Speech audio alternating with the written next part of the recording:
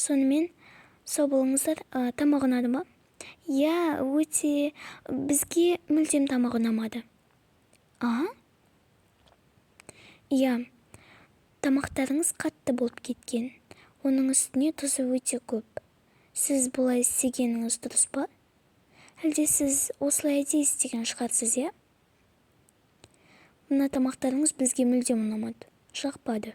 Айсұлу, бірақ қалай сонда? Бұлай болуы мүмкін емес қой. Мен бұл тамақтарды ерекше әдіспен дайындадым. Қайдам? Олай ойлай қоймайым. Айсұлу, сен тыныш, аяла. Кешіріңіздер онда. Негізі мен бұлай боларын білмедім. Егер де тамақ сіздерге жақпаса, онда ақшасын төлемей қоюға болады. Иә, солай істегеніміз дұрыс болар. Әйтпесе бұл тамақтарды жеу мүмкін емес. Сонымен біз кеттік. Қолшатырыңызға рахмет. Бұл қалай болғаны? Бұлай болуы мүмкін емес қой. Әлде олар әдейі солай жасады ма? Бірақ бұлай ойлайды алмайсың. Бәлкім шынымен де ұнамаған шығар.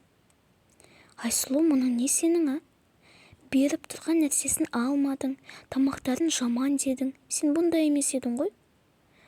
Әне, ол сенің сөзіңе ренжіп қалды. Ой, қойшы, аяла. Мен оны көргім де, дауысын естігім де келмеді. Сол үшін солай айттым. Сен де бір. Ренжіп қалды ғой ол. Ренжісе ренже берсін. Сонда да. Бірақ ақшасын төлемей кеткеніміз жақсы болды. Негізі 50% дұрыс, 50% бұрыс істедің. Сенің де әйтеуір мені қолдайтын күнің бар екен ғой. Енді ақшасын төлемей кеткеніміз қызық болды. Онсыз да өзімізде көп ақша жоқ еді. Жақсы болды ғой. Бұл әңгімені тез-тез қыздарға айту керек. Аяла, мына сыйлықтарды жіберген сен бе? Жоқ, мен емес. Бұл қайдан шықты? Біреу біздің терезенің алдына қойып кетіпті. Айналаға қарасам ешкім жоқ. Ішін ашып көрдің бе? Кімдікі екен? Жоқ, әлі ашып көрмедім. Ашып көрсеңші. Қойшы, біреудің заты ғой. Енді біреудің затын сенің терезенің алдына әкеліп қойып тастамайды ғой. Ашып көрсеңші енді. Жарайды қазір. Мынау не тағы? Бұл хат қой. Ал қалған коробкасында не бар? Гүл. Мәссаған, қоншақ. Мына хаттың ішінде не бар? Сәлеметсіз бе, Айсұлу? Бұл мен. 3 рет жолыққанда сізбен бірге кездескен жігіт. Біздің 3 рет жолығуымыз құрбыңыздың айтуынша бекер емес. Және де егер сізге кафедегі тағамдар ұнамай қалған болса, онда кешірім сұраймын.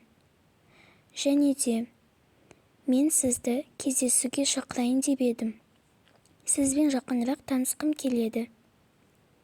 Сәлеммен, Әли. Мен сізді бір көргеннен ұнатқандай сезімдемін. Қалай сонда? Әли? Сонда бұны жаңағы кафедегі жігіт беріп жіберген бе? Бірақ сонда ол мені қайдағы бір ойыншықтармен алдай салам деп ойлап тұр ма? Әлде мен ақымақ көре ме? Армандамасын. Мен ешқандай кездесуге де басқасына да бармаймын. Мәссаған, бұл керемет қой. Қайдағы керемет, түк те керемет емес. Ол мен алдай салам деп ойлай ма? Әлде мен ақымақ көре ме? Мен кездесуге бармаймын. Онымен таныспаймын да. Оны көргім де келмеді. Немене? Сен өзі дұрыс шешім қабылдап жатырсың ба? Бұл саған гүл, қонжық, хат жіберіп тұр ғой. Бұны анау адам жібере бермейді. Қойшы, аяла. Егер де бұлардың бәрін қатты қалап тұрсаң, онда бұл сыйлықтарды өзіңе ал, маған керек емес. Бірақ та сенің сыйлығыңды мен қалай аламын? кәдімгідей өзіңе жіберген деп ойлап ала берсем болады.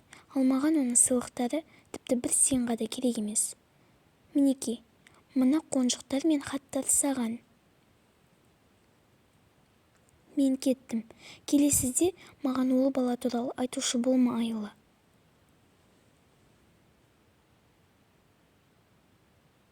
Бірақ та Айсұлу